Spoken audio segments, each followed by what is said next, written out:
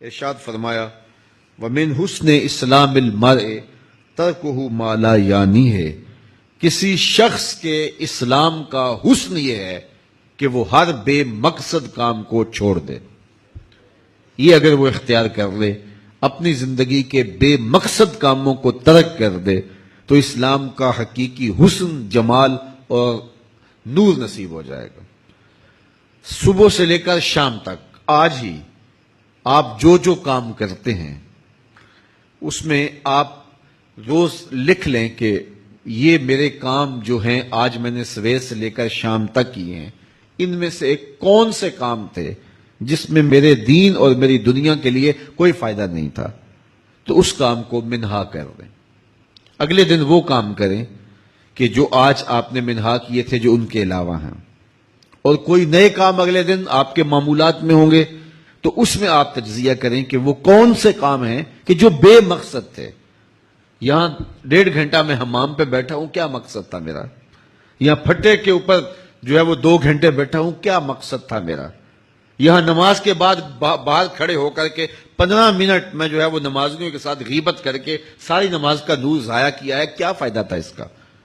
تو ایک ایک اپنے لمحے کو جو ہے وہ حساب میں رکھیں، اور بے شک لکھ لیں آپ، اور اس میں جو فضول تھے اس کو ان کو کاٹ دیں کہ کل یہ نہیں کروں گا۔ اگلے دن کے معمولات ہوں گے، آپ صرف 10 دن ایسا کریں، صرف 10 دن۔ 10 دنوں کے بعد جو آپ کے پاس فہرست ہوگی اس کو اختیار کریں۔ آپ کو زندگی گزارنے کا لطف نہ آیا تو مجھے بتانا۔ ہمارے بہت سارے کام جو ہیں وہ بے مقصد ہیں جی، اگر سوئے تو پھر سوئے ہی رہے۔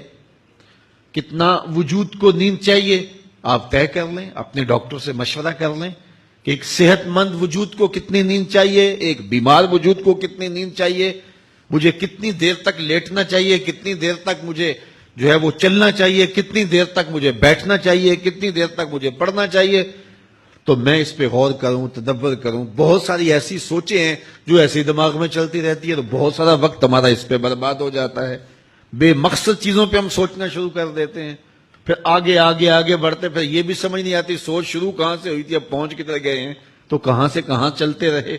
تو یہ زندگی میں مراحل آتے ہیں۔ اس حدیث کی روشنی میں زندگی کو منظم مرتب کرنا چاہیں تو یہ حدیث رہنما ہے، اور اس حدیث سے زندگی کا حقیقی لطف تمہارے سامنے آ جائے گا۔ تو ہم دیکھیں، ہم تو جو ہے وہ سوٹ بدلنا ہو تو اس میں 15 منٹ لگ جاتے ہیں، کون سا لیں اور کون سا دیں، تو کتنا وقت ہم نے ضائع کیا۔ بلکہ میں کہتا ہوں یہ جو فون ہے نا جو سنتے ہیں، اس میں ہور سنا نکال دیں تو کتنا وقت بچ جاتا ہے۔ بات تو 1.5 منٹ کی ہوتی ہے، السلام علیکم وعلیکم السلام، جو میسج دینا اگلے نے سن لیا، بات ختم، پھر ہور سنا، پھر اس نے ہور کوئی بات سنا دی، کا ہور سنا۔ تو یہ 6 مرتبہ ایک مرتبہ کال کرتے ہوئے ہم ہور سنا میں وقت ضائع کرتے ہیں، پیسہ بھی ضائع ہوا، وقت بھی ضائع ہوا، اپنا بھی ہوا، اس کا بھی ہوا۔